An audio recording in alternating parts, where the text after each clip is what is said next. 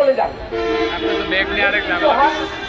এক জায়গায় সব, তাহলে আমাদের মানে এটা হচ্ছে না।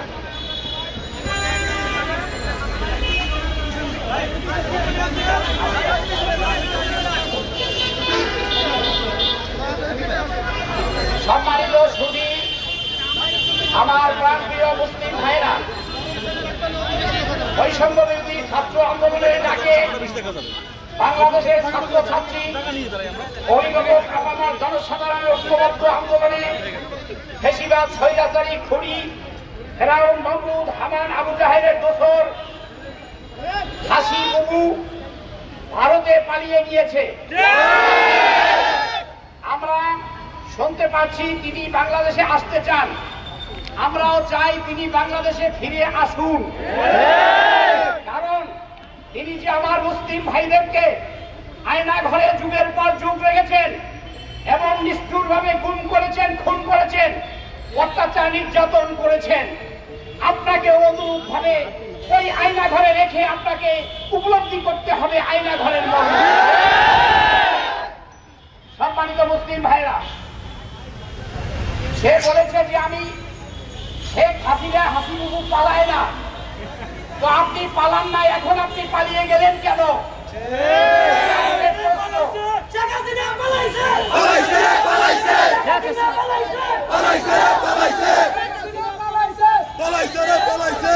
দীর্ঘ 16টি বছর আপনি এই আমাদের বাংলাদেশের সাধারণ মেহনতি মানুষের ট্যাক্সের টাকায় পুলিশ বাহিনী, র্যাব, বিডিআর, তারপরে আপনার আইন শৃঙ্খলা রক্ষাকারী বাহিনী, তাদেরকে আপনি পকেট কোম্পানি বানিয়ে আপনি তাদের আমাদের মুসলিম ভাইদের উপর অত্যাচার নির্যাতন করেছেন। আমাদের বাংলাদেশের ট্যাক্সে বিদেশি ভাইদের ট্যাক্স রেমিটেন্সের মাধ্যমে আপনার সরকার চলছে। আমরা এই ডিজিএফআই, ডিবি যারা এই অত্যাচার নির্যাতনের সাথে জড়িত ছিল তাদের আমরা উপযুক্ত বিচার চাই। সম্মানিত মুসলিম ভাইরা, এই দেশটা আমাদের এই শুধু শেখ হাসিবুবুর অর্ডারই চলে নাই, তার প্রেতাত্মা লেসপেন্সার ভারত রয়ের অর্ডারে এই দেশ চলেছে। সুতরাং যখন এই মোদী এই দেশে এসেছিল তখন আমার ভাইরা মিছিল করেছে, নিরীহভাবে পাখির মতো গুলি করে আমাদের ভাইদেরকে আপনি হত্যা করেছেন। শুধু তাই না, আপনি এই দেশে এই পতাকাটাকে নামাই দেবেন, এই যে কালো পতাকাকে উঠাবেন না। সম্মানিত মুসলিম ভাইরা, আপনি এই দেশে 71 সালে যেমন স্বাধীন হয়েছিল আপনারা সবাই জানেন, 71 সালের আগে 70 সালের নভেম্বরে যে নির্বাচন হয়েছিল সেই নির্বাচনে 166টি আসন পেয়েছে আওয়ামী লীগ, নিরঙ্কুশ বিজয় হয়েছে। আপনাদের ইতিহাস মনে আছে কিনা?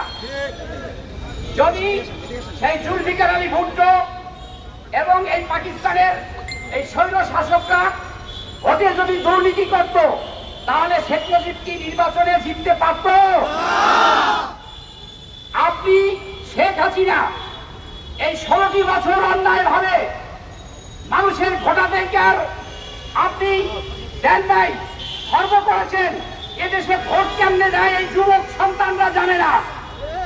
আপনি পাকিস্তানি এই যে জুলফিকার আলী, ইয়াহিয়া প্রেতাত্মা, এদের চাইতেও আপনি জঘন্য রাজাকার। আপনি এদেশের মানুষের ভোটার অধিকার নষ্ট করে দিয়েছেন। সম্মানিত মুসলিম ভাইরা, আমি বলতে চাচ্ছি আপনাকে এই দেশের মানুষ বিশ্বাস করে নাই। এই দেশে আপনি তাসবিহ হাতে নিয়ে, আপনি ঘোমটা মুখে দিয়ে ভাবছে তারপরে এসেছিলেন, কিন্তু তারপরে আপনি এই দেশের মানুষের উপর আপনি অত্যাচার নির্যাতন করে আপনি এই দেশের মানুষের উপরে আপনি প্রতিশোধ নিয়েছেন। যাদের মুখে দাঁড়িয়ে আছে তাদের বাড়ি ঘেরাও করে, তাদের অস্ত্র দিয়ে তাদেরকে ধরে নিরীহভাবে, নির্মমভাবে তাদেরকে হত্যা করেছেন, মামলা দিয়েছেন। আমরা এই সকল মামলায় যে সকল ভাইয়েরা আমি যারা মারা গেছে তাদেরকে আমরা, এবং এই যে আন্দোলনে জুলাই আগস্টের আন্দোলনে যারা মারা গেছেন, শাহাদত বরণ করেছেন, তাদের জন্য আমরা আল্লাহর কাছে শহীদি মর্যাদার জন্য আমরা দোয়া করছি। সম্মানিত মুসলিম ভাইরা, এভাবে আহত করে নিহত করে যে ভাইরা আজকে হাসপাতালে বাঁচাও বাঁচাও বলে চিৎকার করছে, আমরা হাসপাতালে গিয়েছি, দেখেছি তাদের কি হবে, তাদের জন্য আমরা দোয়া করছি। এবং আমরা এই তত্ত্বাবধায়ক সরকারের কাছে দাবি জানাচ্ছি যে তাদেরকে যেন পুনর্বাসন করা হয় এবং তাদের চিকিৎসার ব্যবস্থা করা হয়। সম্মানিত মুসলিম ভাইরা, আজকে যখন এই স্বৈরাচারী সরকারের পতন হয়েছে, তখন এদেশের এক শ্রেণীর লোকে একটা অরাজক পরিস্থিতি সৃষ্টি করতে চাচ্ছে। মাদ্রাসার ছাত্ররা, এই ছেলেমেয়েরা, স্কুল কলেজের ছাত্রছাত্রীরা, তারা ধর্মীয় সভায় থেকে শুরু করে সকল কিছু পাহারা দিয়ে তাদেরকে সুরক্ষা দান করেছে। সুতরাং আমরা এই ধ্বংসাত্মক কাজের সাথে নেই ছিলাম।